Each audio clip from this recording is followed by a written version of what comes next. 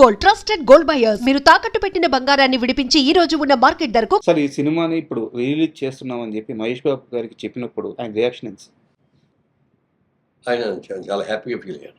Okay. డెఫినెట్గా చాలా బాగుంటుందండి ఇది. అంటే ఇందులో ముఖ్యంగా ఏంటంటే ఇప్పుడున్న జనరేషన్, యంగర్ జనరేషను సినిమాను టీవీలో చూశారు, ఈ సినిమా చాలాసార్లు చూశారు, కానీ ఆ బిగ్ స్క్రీన్లో చూడలేదు. అందుకని దీన్ని ఒకసారి బిగ్ స్క్రీన్లో చూపించే అవకాశం ఇవ్వాలి, టెక్నికల్గా కూడా దీన్ని అప్గ్రేడ్ చేసి ఇవ్వాలి, ఇవాళ తీసిన సినిమా లాగా అనిపించాలి అనే ఆలోచనతో వచ్చి ఇవన్నీ కూడా చేస్తాం. ఇందులో డబ్బుల గురించి కూడా మేము ఆలోచించట్లేదు, దాని గురించి కూడా ఆశించట్లేదు అనండి. తర్వాత వాళ్ళు ఇచ్చిన ప్రపోజల్ కూడా ట్రస్ట్కి జరిగితే ఓకే అండి అని చెప్పి నాకు కూడా ఏం అభ్యంతరం లేదు అని చెప్పి చెప్పడం జరిగింది. అలాగే వచ్చేదానికి సద్వినియోగం కోసం మనం దీన్ని ఒక మంచి పని చేయాలనే ఆలోచన మహేష్ బాబు వాళ్ళు అనుకున్నందుకు డెఫినెట్గా ఆ సైడ్ నుంచి ఏం కావాలో మేము రెడీ చేయండి. సార్, అంటే మహేష్ బాబు గారి ట్రస్ట్ ప్రస్తావన వచ్చింది కాబట్టి నేను కాస్త అతడు నుంచి కాస్త డివేట్ అయ్యి ఒక చిన్న క్వశ్చన్ అడుగుతున్నాను సార్. కృష్ణ గారిని మీరు చూశారు, చాలా సందర్భాల్లో ఇండస్ట్రీ మొత్తం ఉంటుంది, చాలా సందర్భాల్లో మీరే చెప్పారు ఇండస్ట్రీలో దేవుడానికి మనిషి ఎవరైనా ఉన్నారంటే కృష్ణ గారు అని చెప్పేసి. ఆయన కడుపును పుట్టిన బిడ్డ ఈరోజు 4,000 మంది పిల్లలకి హార్ట్ ఆపరేషన్ చేయించారు, కొన్ని గ్రామాలను దత్తత తీసుకుంటున్నారు. అంటే ఒక మనిషి ఋషి అయితే ఎలా మారిపోతాడో అలాంటి మైండ్ సెట్తో ముందుకెళ్ళిపోతున్నారు. మీలాంటి పెద్దలందరూ ఎలాగో సపోర్ట్ చేయడానికి బ్యాక్ బోన్గా ఉంటూనే ఉన్నారు. సో మహేష్ బాబు గారి ప్రస్థానం అంటే అతడు సినిమా చేసినప్పుడు ఒక యంగ్స్టర్ని చూసుంటారు మీరు, ఈరోజు ఆయన జర్నీ శిఖరాగ్రంలో ఉంది. సో అలా ఆ మహేష్ బాబుని చూస్తుంటే మీకు ఏమనిపిస్తుంది సార్? యాక్చువల్గా కృష్ణ గారు నేను క్లాస్ పర్సన్, మీరు కూడా ప్రస్తావించారు, మీ ఏలూరు కాలేజీలో క్లాస్ పర్సన్. అప్పుడు ఇద్దరు కూడా కొంచెం అంటే కామ్గా క్వైట్గా ఉండేవాళ్ళందరూ ముందు బెంచ్లో కూర్చోబెట్టి అల్లరి బెంచ్లో వెనక కూర్చో. ఓకే. ఆ విధంగా మీ ఇద్దరం పక్కన ఫస్ట్ బెంచ్లో కూర్చునేవాళ్ళం. మీ ఇద్దరు రాముడు బుద్ధిమంతుడు. ఇప్పుడు కూడా ఇద్దరు రాముడు బుద్ధిమంతుడు అంటాడు. ఇద్దరు కూడా ఓకే. అల్లరి చేయటం కానీ, గొడవలు చేయటం కానీ, ఏదో విజిల్స్ చేయటం కానీ, లేకపోతే అటెండెన్స్ అయిన తర్వాత మెల్లగా జారుకొని బయటకు పోవటం కానీ. ఓకే. ఎందుకంటే ఆ బ్యాచ్లు వేరు, అందుకని ఆ బ్యాచ్లు అందరూ వెనక కూర్చోబెట్టేవారు. ఓకే.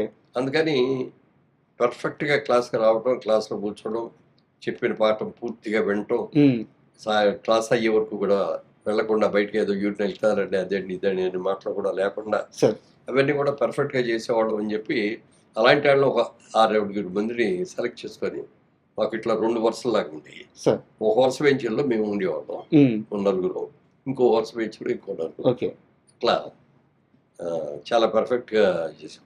అప్పుడు అనేవాడు అనమాట ఆయనకి మొదట్లో కూడా ఆయనకి కూడా సినిమాకి అవ్వాలని లేదు, సినిమా యాక్టర్ అవ్వాలనే ఆలోచన అది కూడా ఏం లేదు. ఇప్పుడు కంటే చాలా అందంగా ఉండేవాడు, చాలా అసలు ముట్టుకుంటే మాసిపోతాడేమో అనేంత కలర్లో ఉండేవాడు. మంచి జుట్టు, ఎక్సలెంట్ జుట్టు, నొక్కుడు జుట్టు లాగా ఉండేది, అట్లా ఉండేవాడు. చాలా తక్కువ మాట్లాడేవాడు. ఒకసారి అక్కడే నాగేశ్వరరావు గారు వచ్చారు అక్కడికి. నాగేశ్వరరావు గారు 60 సంవత్సరాల ఫంక్షన్ వజ్రోత్సవం చేశారు. ఆయన 60 సినిమాలు రిలీజ్ అయిన తర్వాత అది వచ్చినప్పుడు మా ఏలూరు కాలేజీలో గెస్ట్గా వచ్చాడు. అందరూ వెళ్ళి కూర్చున్నారు.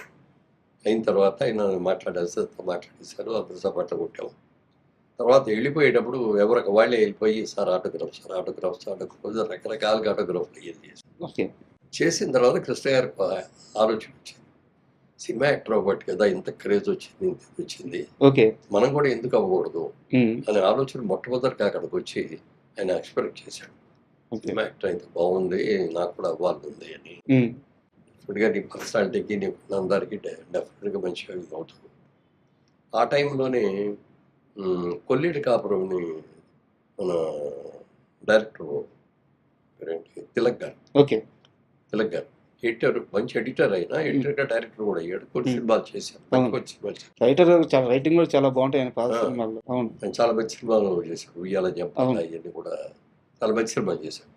ఆయన ఒకసారి కొల్లేటి కాపురం రిలీజ్ సందర్భంగా ఏలూరు కాలేజీకి వచ్చాడు. ఆయన కూడా వచ్చినప్పుడు ఇది చూశాడు. చూసిన తర్వాత పిలిచి ఏంటి సినిమాలో యాక్ట్ చేస్తావా అంటే చేస్తానండి అని ఆయన పిలిచాడు అడిగాడు. అంటే మంచి చూడగానే అట్రాక్టివ్గా ఉంటాడు చాలా. పిలిచి అడిగాడు సినిమాలో ఇంట్రెస్ట్ ఉందంటే ఉందండి అన్నాడు.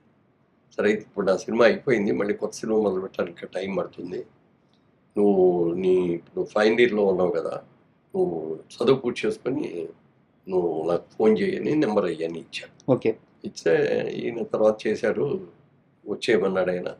ఆయన వెళ్ళేటప్పటికి ఈ సినిమా ఇంకా అప్పుడు కూడా రెడీ అవ్వాల.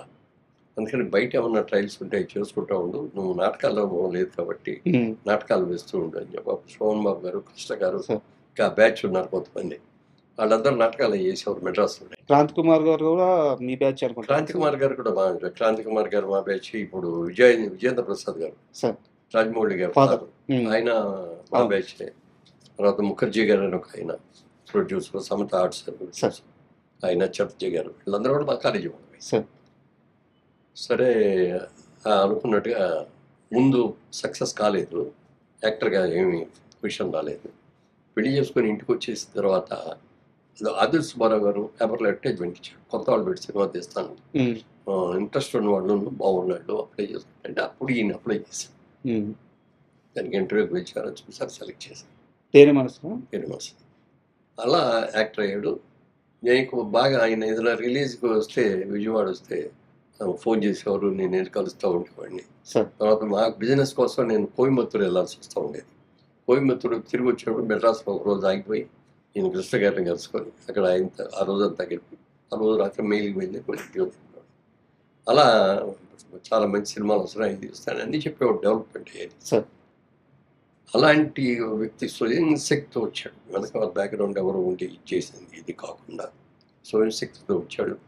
ఆ గుండుగేర్ సినిమాతోటి ఒకసారి 116 తోటి అసలు ఎక్కడికి సినిమా రిలీజ్ అయిన తర్వాత ఒక్కసారిగా 15 సినిమాలు 15 వచ్చింది. అక్కడి నుంచి అంత చేశాడు.